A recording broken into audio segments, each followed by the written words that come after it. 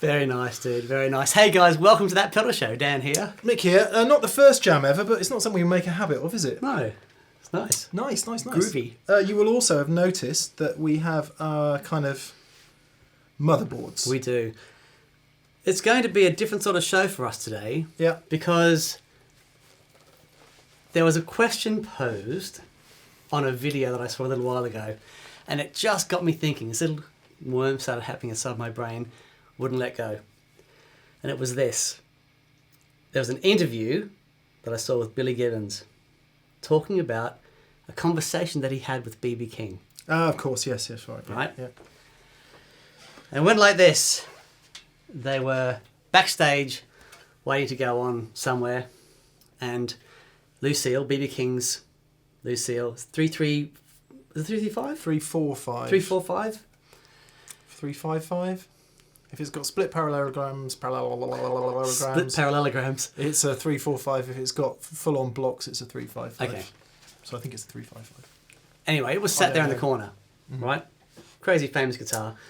And Billy says, "Can I have a go on that?" He says, "Yes, of course." And of course, you know, we all know B.B. King's legendary sound and thing, and, you know, with this guitar. So he picks it up and he plays it, and he was blown away by how light the strings were. And he says, "Oh my goodness, how do you get such amazing sound out of such light strings?" And B.B. King says to Billy, Why work so hard? Why work so hard? Isn't that the quote? Yeah. Why work so hard, Why man? are you working so hard, man? Yeah. So Something like that. yeah. So I've been thinking, okay, because we've all had a journey with strings. I'm sure most of us get to a point where we've gone, A continuing journey yeah, with strings. a continuing to be fair. journey with strings. Yep. So I want to see. Well, I use 11s on the Tele, 11 to 50s. I think I'm using at the moment. And I remember, because I used to have 8s back when I was shred-tastic. But then, of course, the argument was, you know, thicker strings, Better tone. better tone. Yeah, and the example always used for that is Stevie Ray Vaughan with his Gauge 13s. Impossible to play. Yep. I mean, even he went down to thinner strings towards the end there. But so, okay, we're going to get into it.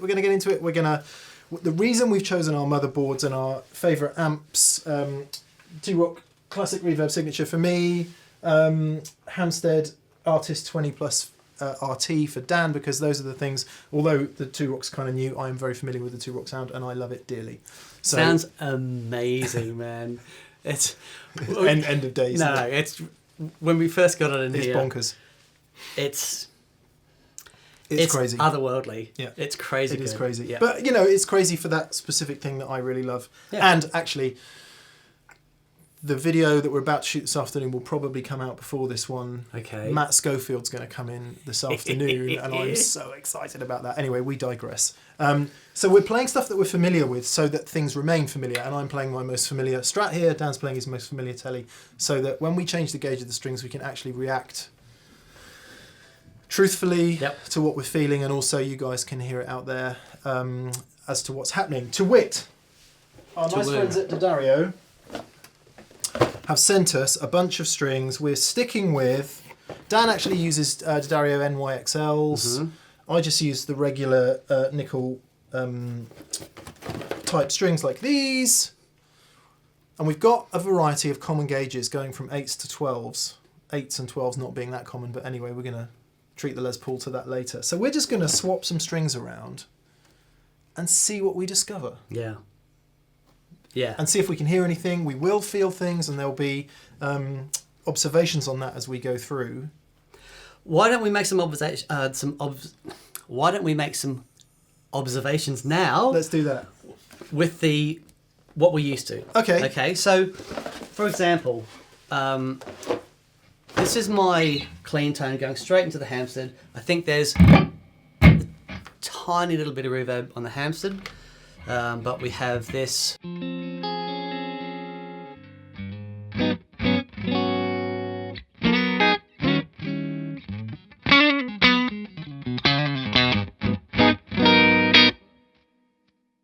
So the strings, because they're heavy, yep, and the relatively heavy, so 11 to 50. Yep. So if you don't know what that means, by the way, it's thousandths of an inch. just for a bit of a tangent. Right. But what it gives me is this really nice, because I've got a heavy right hand, so as I'm digging in, the strings, there's enough tension there for the strings to fight back, and it sounds great.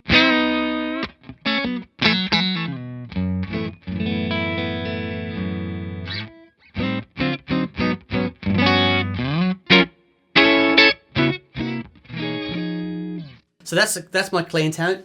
You can tell it's not completely clean. It's just a little bit on the edge of breakup, which is the way I like it. And then a little bit of the boost side of the D&M.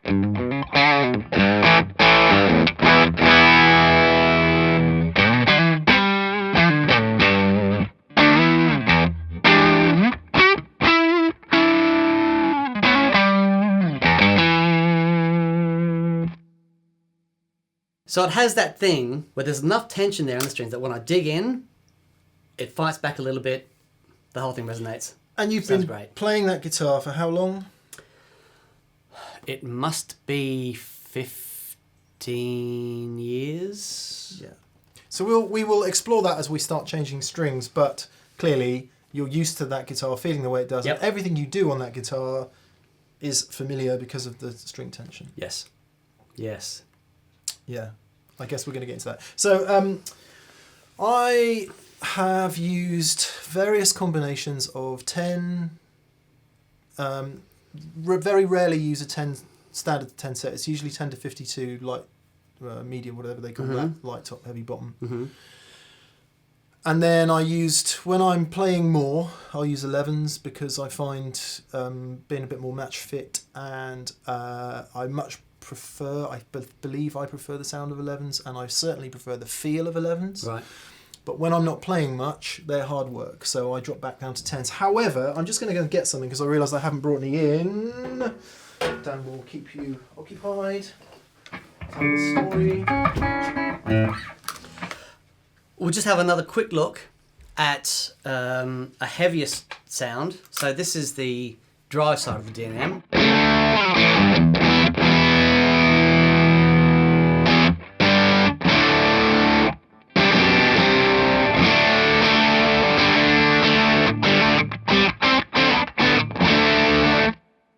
And really heavy with both on together.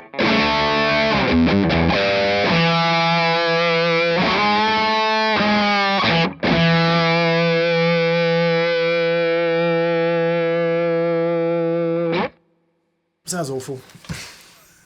Sounds amazing. Right, so as I said, standard 10 to 46 set. Tend not to use that because I prefer the bigger strings on the bottom. Mm-hmm.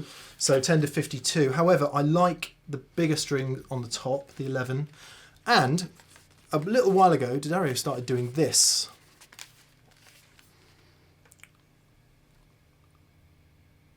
So instead of an 11 and a 14, 10 and a half, 13 and a half. Ah, and I thought, wow, what a load of marketing cobblers that is. So I got my multimeter, my digital calipers out and measured them. You wouldn't believe the tolerance. Right. You would not believe it. Lo and behold, tried some sets, really liked them. So that's what I tend to use now, is the 10 and a half. So they're somewhere in between 10s and 11s. And the good news about that is you can get 9 and a halves as well, if you're in between 9 and 10s. Well, let's hear some sounds from you then. Okay. Let's go through. So what's important to me, I've been through this in a number of videos just recently where, sorry, a bit of a plectrum finding exercise, where it's important for me to be able to hit the guitar. Yep. So on a Strat, so this is all absolutely combined entirely with how your guitar's set up. So, and if Simon can get in there on the bridge, but you can see my bridge is flat against the body, and if I bend a big bend, it just about starts to lift off. Ah. Just a tiny bit. Right. Right, so when I bend big, it doesn't, because if you've got a Strat that's got a properly floating trem, you're bending against the trem all the time, and just from years of playing I can't do that. So, but what it also means is that the vibrato works.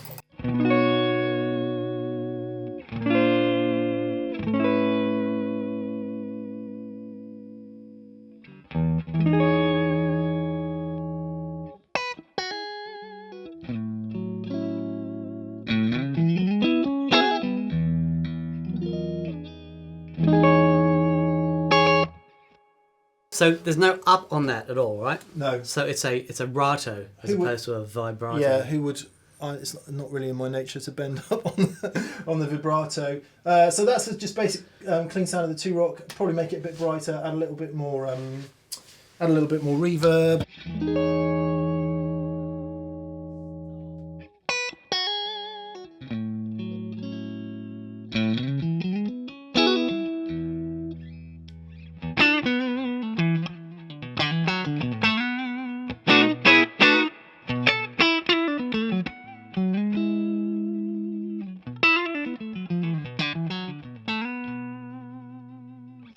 So I cannot believe how punchy that is. it's just ticking over as well. It's far out, man. Yeah, there's What a million more sounds in it, but anyway, that's the kind of basic clean sound. Mm-hmm. So as I said, it's really important for me to be able to hit the guitar Mm-hmm. hard so it doesn't bend out of tune. I was doing some guitars recently on the Andertons channel, set up with 9s, 2 pivot trem. I literally can't play them. Right. I just can't play them because every time I do this, Wow. the A string goes so far out of tune, Yeah. it's not even there. Stick some fun on that a sec.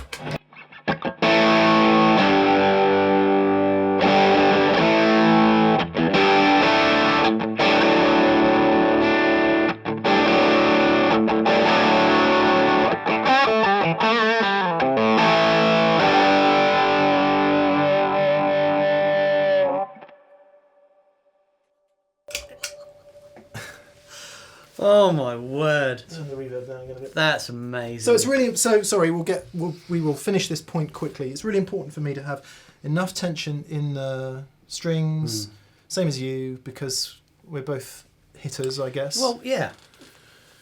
I think it depends on where you are with your guitar playing as well. If you're just starting out, I wouldn't suggest putting 12s on. No. Because it can kill a lot of the fun. Because when you're a kid, you're a teenager, you want to go, you want to do that sort of stuff. But when it comes to rocking out, just the joy of just a big open A string and chord, and being able to hit that really hard and have the guitar not go to a point where you can't understand what exactly. Yeah. But that's for us. So there are people out there who use light strings, and we used Billy Gibbons as an example earlier, and I'm absolutely convinced there are others. Yeah, and he doesn't sound bad, man. Get an aggressive, heavy, hard-hitting sound using. So really, at that point, it's about your approach to the guitar, what you've learned. There's no kind of... you just could not imagine. If you ever watched Stevie Ray play, you could not imagine him using 9s. It just wouldn't work. No. The guitar literally wouldn't work. Yeah. So it's really all about style as well, and certainly quite a lot of what I would call considered players, so people who play all the right chords and, touch kind of players, who aren't all about that. Quite often you'll find they'll use light strings and sound perfectly good and in tune and intonated. So... Yeah, definitely. I think one thing that I found when I went to heavier strings, because I love my chords. Yeah. And so, if I'm doing chords that have a lot of extensions in them or different, starting from different bass notes. So if I'm playing an A minor, with what I found with the heavier strings, because of the stability, there's a lot of harmonics in that chord. Yeah. And I can actually play it at volume, and you can hear everything sort of rings true. Yeah.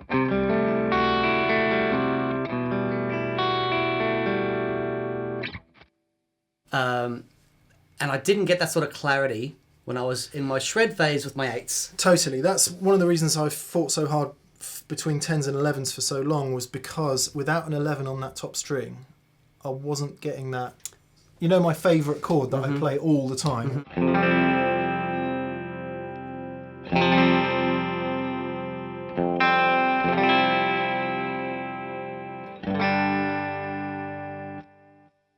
Just didn't ring out the same way, especially at volume as well. Yeah. I find there's a difference.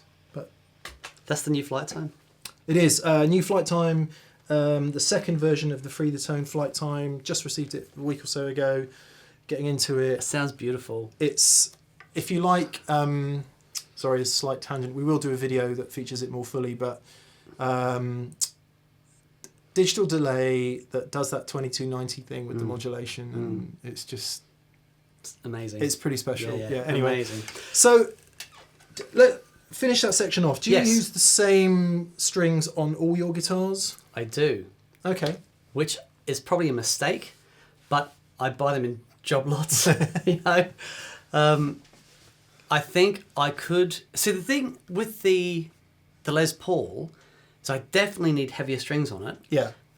But then it can go too far in the other direction, where if it gets too thick, it can sometimes be a bit of a. I don't know. I find on the Les Paul, if I do go too thick, it can be a bit muffled. I don't know if that's just the nature of the that might be that could well be a setup issue. So we haven't talked about setup. If you're changing your strings from something very light to something much heavier, the chances are the nut's going to need some attention. Obviously, the truss rod will be affected because you're dealing with different tension across the whole guitar, and of course the bridge. Usually 9s to 10s on a traditional type guitar, you're not really going to need to do anything, but 8s to 11s or even 9s to 11s you might find, and I bet, let me guess, is the issue on the G string with your Les Paul when you put really heavy strings on it? Yeah. Yes, it is. Does that sound dull? Yeah, absolutely. No, absolutely. Usually the nut just needs cleaning out, widening a tiny little bit. Because it's pinching. Yeah. Okay. Yeah. Actually, on another complete tangent, if you haven't cleaned your nut recently, missus, it's really worth doing. You can get crap and all kinds of stuff in there that can really significantly affect how well the thing vibrates. Absolutely, man, because it's there and there. That's the 2 points where the vibration is being transferred. Yeah. But we don't want to get too heavy. No. I do. On shorter scale length guitars. So for anyone who's not aware, Fender standard scale length is 25.5 inches, 648 millimeters, or thereabouts. If you shorten that scale length to a Gibson scale length, which is 24 3/4, a little bit shorter, and tune the string to the same pitch, you're dealing with lower tension. Yes. Right? So the shorter the scale gets, for the same equivalent pitch and the same gauge strings, the less tension. The less tension. Also, there aren't many guitars that have a longer scale length than 25.5 inches, but once you get into baritones and all kinds of stuff like that, if you were to tune a baritone up to regular standard pitch, that would be immense string tension for the same gauge strings. So it's very interesting because I used to play, when I'm doing the function band and stuff, we always play an E flat so it's easier to sing. This guitar hates E flat. Yeah, absolutely this one doesn't hates like it, to be fair. Yeah, but put it in E and it sounds mega.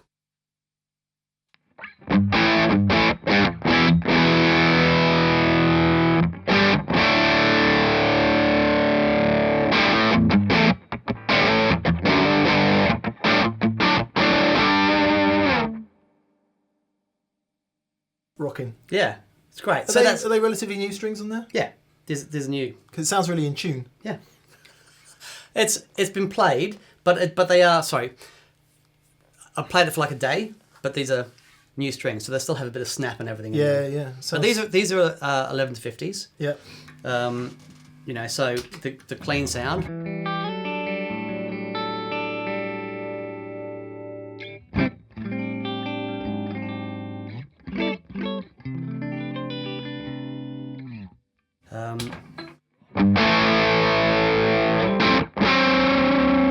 The much rock.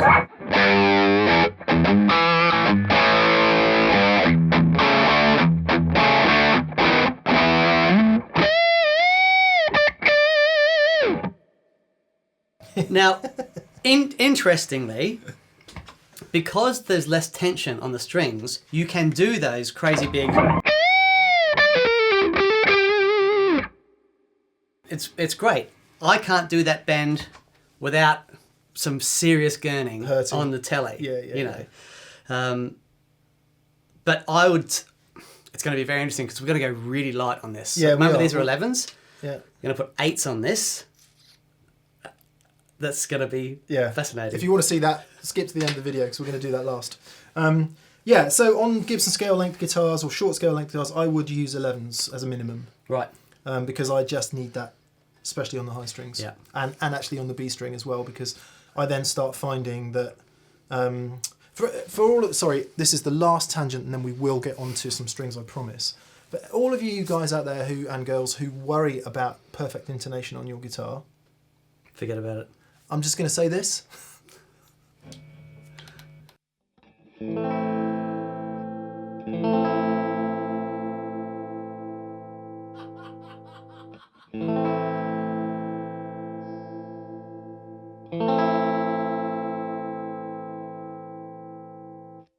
All I'm doing there is pushing down harder on the strings. Intonation is as much about technique as it is about the guitar. I've watched Guthrie come off stage. No, I've watched Guthrie finish a song and he's like... And then playing amazing chords and doing everything just sounding like only Guthrie can. Like only perfectly in tune. Only Guthrie can. Thanks, Simon. Simon stood behind the camera going... Sounded completely awesome. And then he'll sort of finish the song, I don't know, and play an E chord or whatever, which probably Guthrie never does. And his guitar is so far out of tune. Yeah. And yet he's just manipulating that thing. Have you seen those guitars that have got those crazy frets trying to get all the intonation, everything perfect? I mean, and the buzz feeding system and all of that. The reason I mention it is because one of the key things about guitar setup and feel for me is I've developed a way of playing an A minor chord. So it's relatively in tune. Well, that requires a certain gauge of string. Yeah. So if you then drop those strings to nines and I'm, and I'm this ain't right. So it's not, these things do, we'll answer this question at the end as well. Do heavier strings sound better? Not necessarily, not if you can't play them. Should I use lighter strings? Yes, you absolutely should if it helps you play easier and better, but maybe we could put some of those hypotheses to the test. Okay, let's do it. So, cool. Yes. Where should we start? Well, so we've heard the Tele, we've heard the Les Paul, we've heard the Strat. These are all strung heavy. Yeah. Let's start with the Tele. So we're gonna put, what are we gonna put on the Tele? We're gonna put 11s. Was it 11s are on there now? Yeah, and then we're gonna change those to something very light. Let's go 8s. We'll go 8s. Okay, so we're gonna do 11s and 8s on the Tele. So we're gonna do a huge difference on the Tele, and on the Strat, I'm gonna do 9s and my favourite 10.5s. Okay. Yeah. Great. Okay. So as yet another tangent, changing strings. It's not complex. It's time consuming.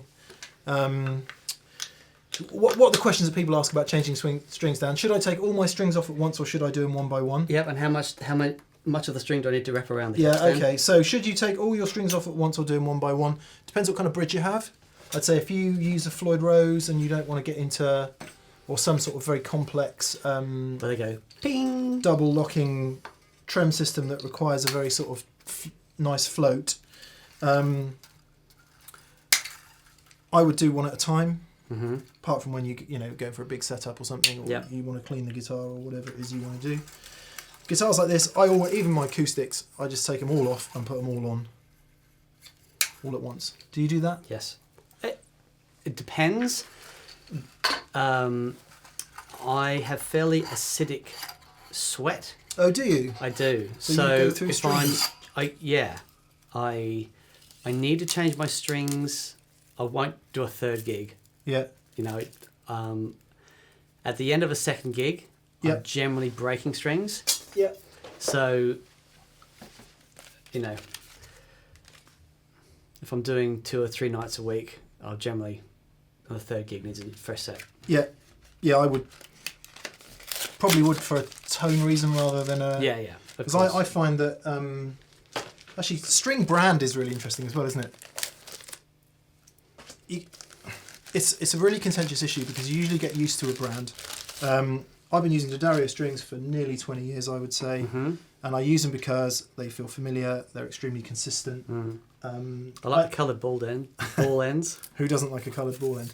I know people who don't like D'Addario strings. Right. I know people who swear that they'll only ever use balls, that they'll only ever use GHS, they'll only ever use whatever. Martleys And that's fine, isn't it? I know there are brands of strings that I use, and when I use them, they feel weird, they go off quick. I've had some. Have you ever had a dead string? Yeah. Yeah.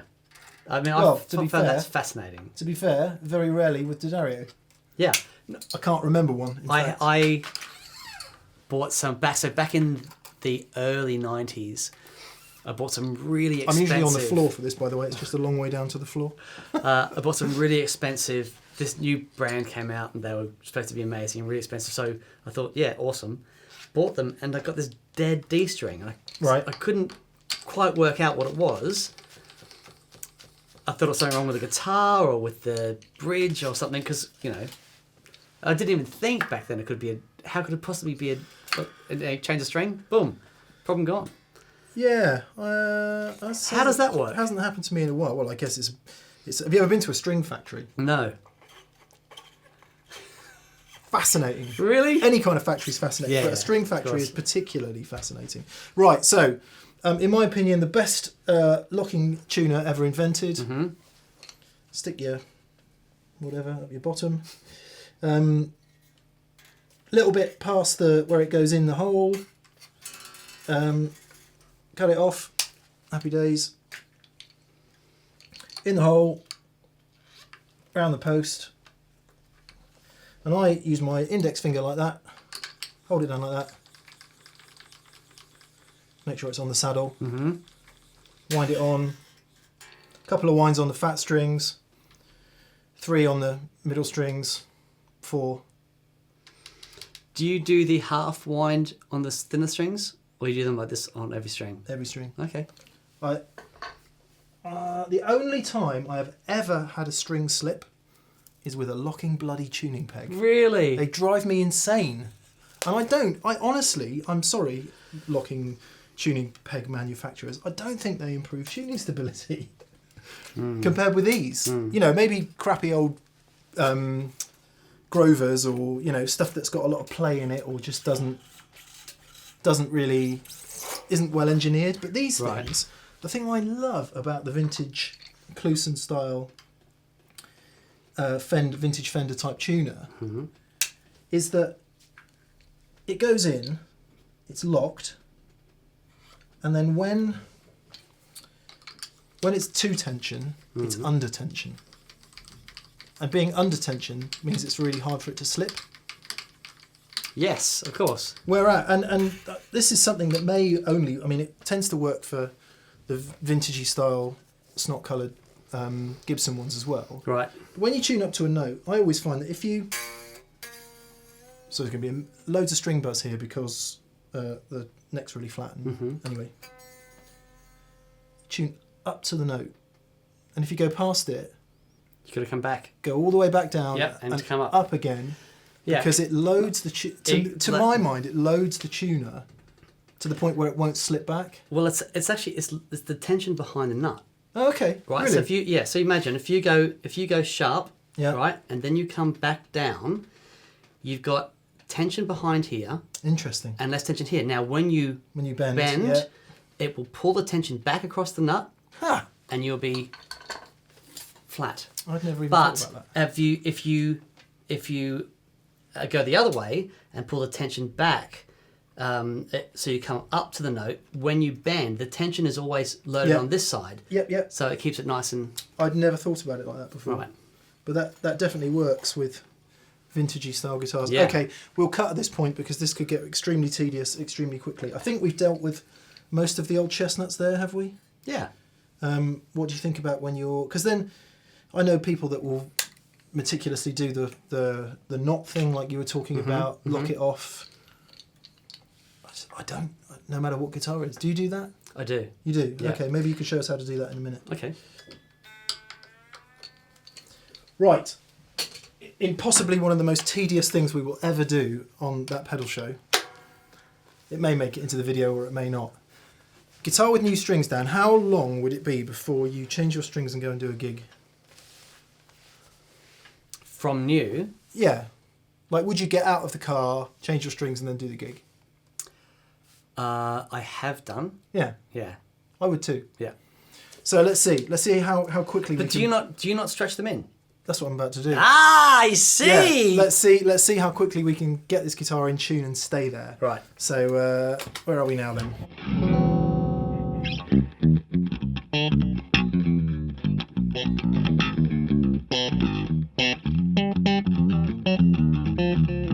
I'm at Nam again.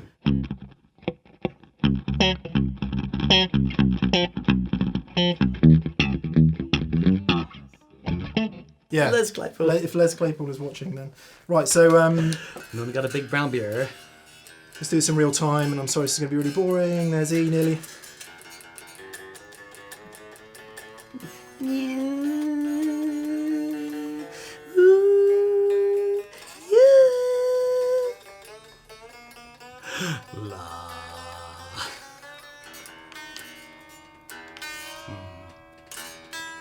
So near enough. As you know, when you put a new string on, it needs to be stretched Yes. But how do you stretch it? like that. Ah. So I have a different way of stretching it. You got this? No. How do you do it? So, very good tech friend of mine showed me this. It stretches it in different locations. Oh no, it looks like a workout.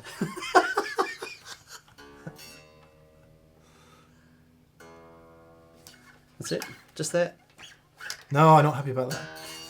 Too much flesh on the string, man. We were just talking actually while we broke there. Simon was saying that his guitar teacher had always told him two things. One was to do E, D, whatever that string is, and then the other ones to keep the tension even on the neck. Maybe if you have a very sensitive guitar, and also when you do the whole finger thing, holding it down so that it goes on the peg, do it on the fretboard so that the string can sort of partially clean the nut as it goes through. I thought that was a nice tip. That's a nice tip. I like that tip.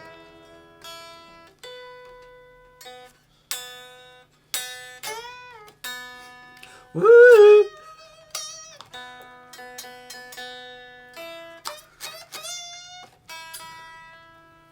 So this is, this is about as tedious as it gets on that pedal show, I would say.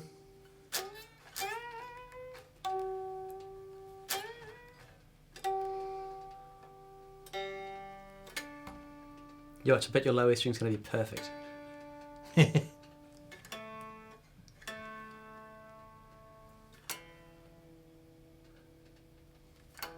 It's sharp in protest.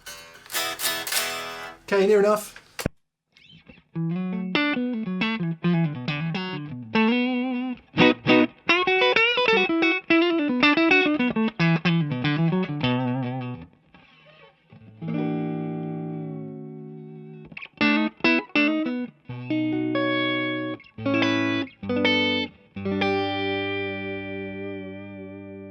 Another good way to keep your guitar in tune.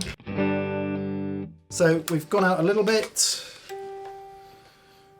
but I hope you'll agree that it's not a million miles out, is it? No. Something like a rudimentary instrument like a Fender that's, as our dear friend Danish Pete always says, a bit of wood bolted to a bit of wood.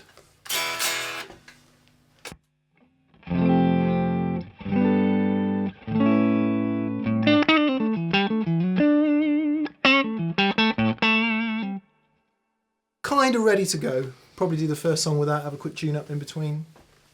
Rock. Yeah. So people who are, kind of neurotic about putting the strings on 2 days before and playing them in, yes, if it makes you feel better, great.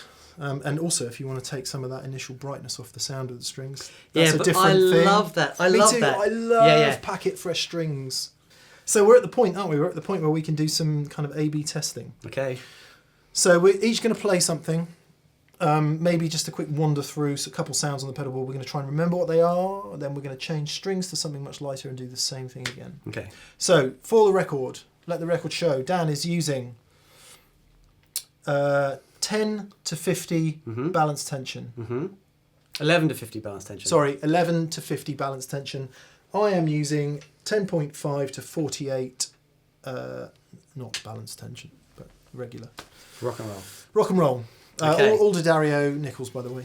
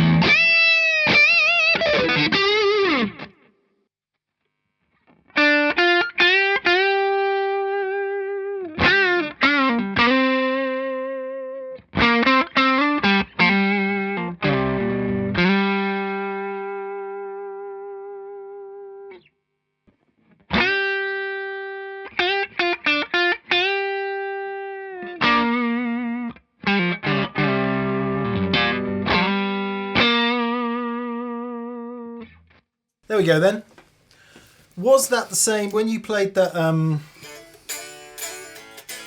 Exactly the same sound. What a lovely lick that is. Is that Andy Timmins? Andy Timmins. Sorry, Andy, for stealing your licks. Honk. Oh yeah, sorry, Andy. Sorry for stealing your licks. I was out the other night in London. Oh, were you? I'd had a few and I gave Andy a call. I miss you, man. It's so lovely. Stop phoning me. I just had to check because it sounded, from where I'm sat, it sounded completely different. Like you were on different pickup, different pedal. it was identical. Yeah. Just that sound. Okay, so just to recap, Dan's gone from 11s To 50s. to 50 to 8 to 38. Observations? I hate it. Come on. Okay. Yeah, It sounds to me... you hate it because you're used to playing 11s, number one. No. Okay. Number one, if that was the only thing, I could get used to it. But I cannot believe how different it sounds. Yeah. I simply... And it doesn't sound like my guitar. No, that was absolutely apparent from where I'm sat. I can't wait to hear the audio. It sounds like a different guitar. Yeah. It's not... It's like... Genuinely. Yep. Everyone says, the red Tele, yes. This is not. Tell you what though, fair play to you. You played well intonated. You kept everything in tune. So you weren't... I mean, I bet if you were kind of gig... This is a whole other subject, by the way. Don't know about you guys, but when I'm playing at home, I play kind of considered and okay. Right. And then when I play at a gig, I'm like... Oh, man. Heavier. At a gig... I'd be all over the shop like a mad woman's breakfast. Awesome. I take it you shared a few. It's just... It's unplayable for you, isn't it? It is. I'm struggling beyond belief. Which is not the fault of the strings. That's No. that's just being used to a thing. But the tonal difference is... What I thought was you might be able to hear it on the clean sounds. Yeah. I thought with the overdrive pedal on, it's really not going to make that much difference. It's kind of the opposite. It's unbelievable. Yeah. It's unbelievable. I thought the clean sounded pretty good and the overdrives were... It just didn't have that kind of... To use a technical term. Is it the Metallica? Yeah. So I didn't go as far down. I went from 10.5 to 9, which is not quite such a big jump. Right. Dan did the huge jump. I've done not such a big jump. Interestingly, so one of my favourite guitar players ever, Philip Sace, tunes to E flat and plays 9s. You can hold Philip, can't you? Yes, sorry, Philip Sace. Sorry, Philip. And he tunes to E flat and plays 9s and gets a massive sound. Oh, his sound is crazy. He has a crazy good sound. So just throw that in there. So what I found with this is that I just want to go... The vibrato you can get is crazy. I just want to do that. I want to put the D&M drive on and go...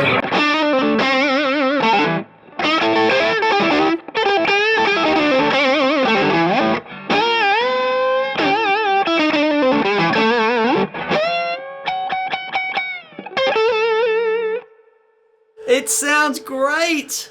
And it actually does. It gives you that kind of really wild... Yeah, wiry. If I could play like Yngwie, it would be like...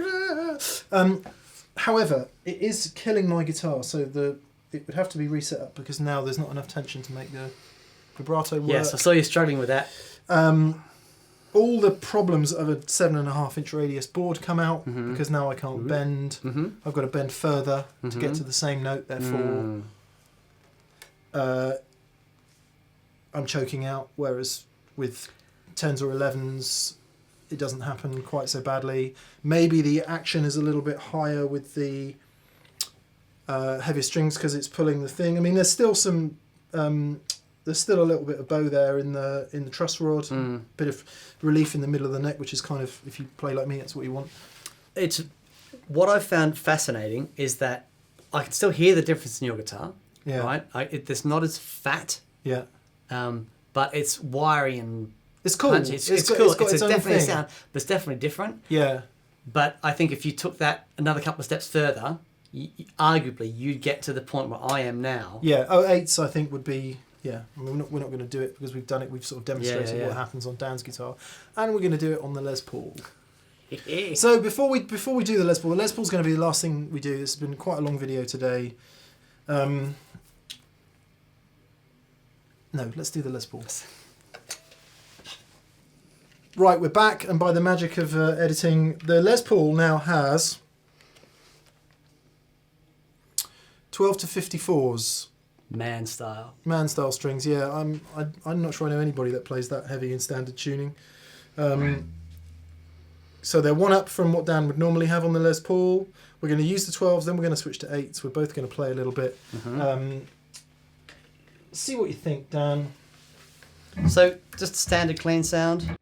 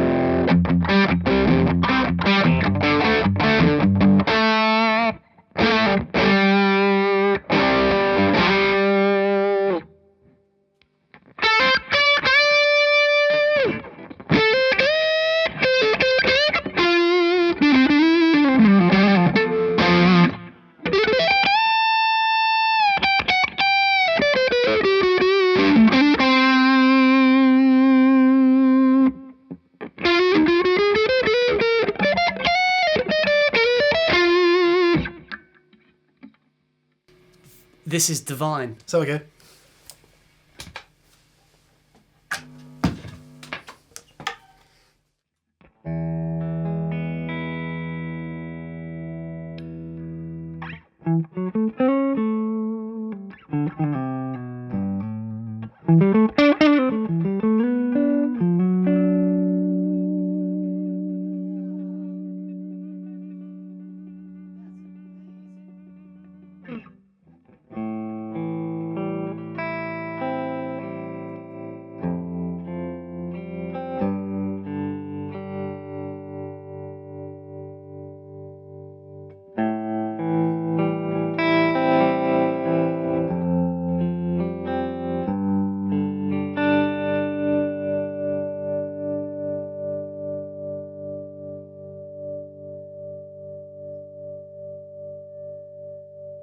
Sorry, no pedals. It's just the amp. trem. That's Just the the trem. tremolo in the amp.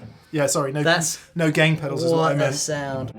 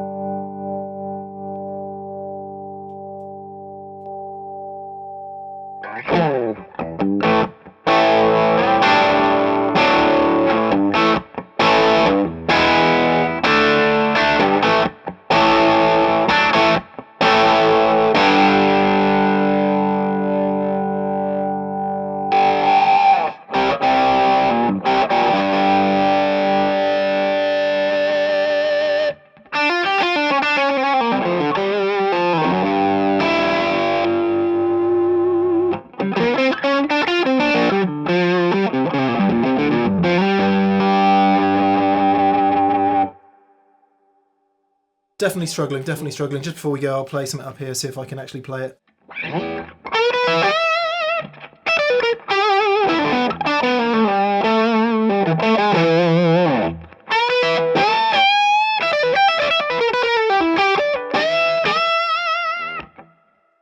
Are you struggling? It sounds amazing. I'd be hurting a little bit by the end of the gig, but Oh, it does sound nice. My word, that sounds epic. It does sound nice. Okay, right, before we talk again, this guitar will have 8s on it the next time you see it. Okay.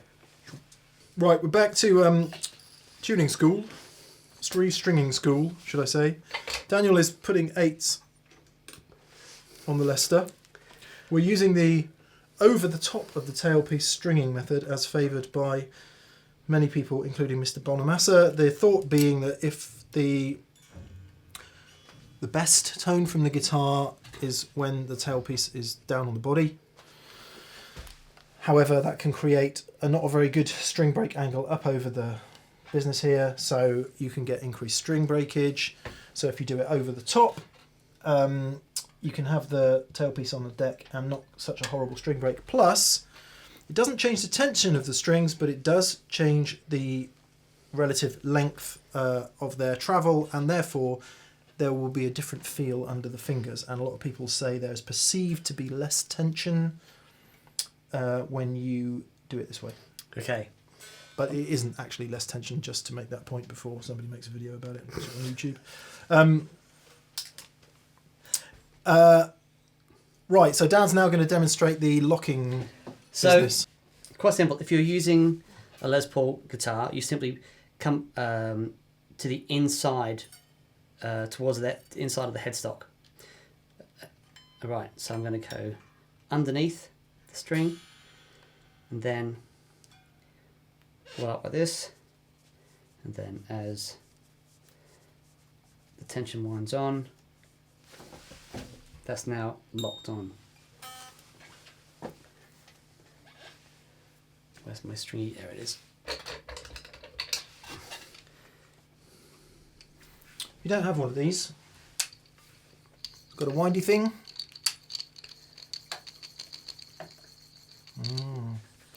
It's got a cutty thing. That's as much explanation as that requires.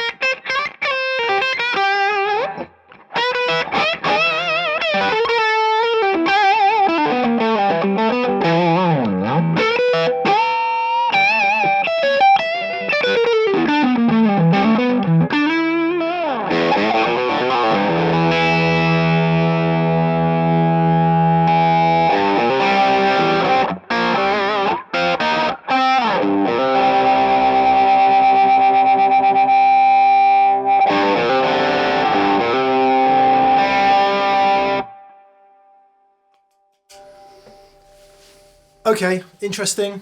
Mm-hmm.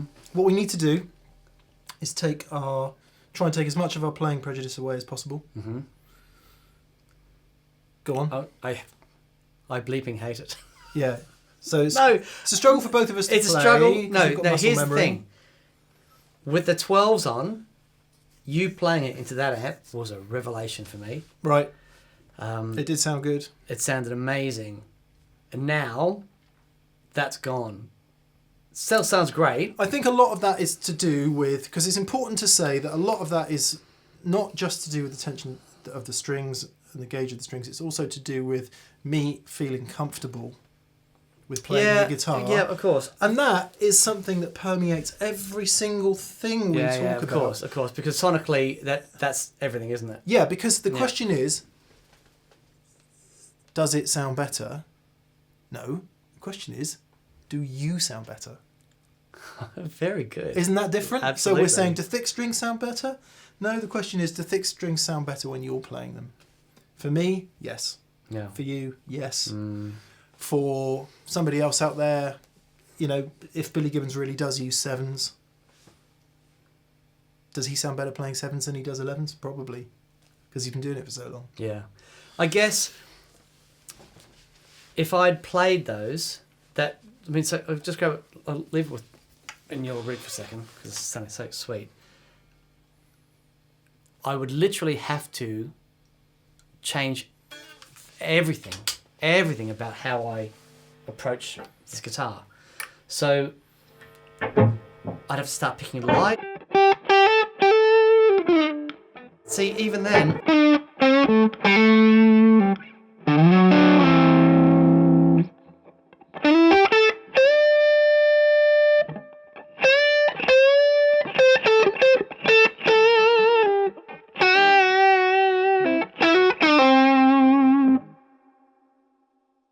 it's still a great sound. Sounds good enough. It's still a great sound. Yeah. And maybe if I spent a couple of weeks getting used to that, That's it, isn't it? and then absolutely. However, what I can't do with the strings this light is this.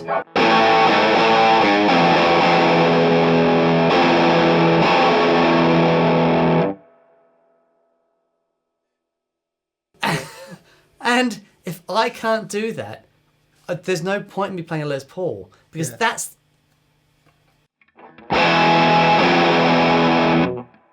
Yeah, I mean, you're going excessive there, aren't you? No, I'm seriously not. That is Really? how hard. Really? Dude, that is how hard.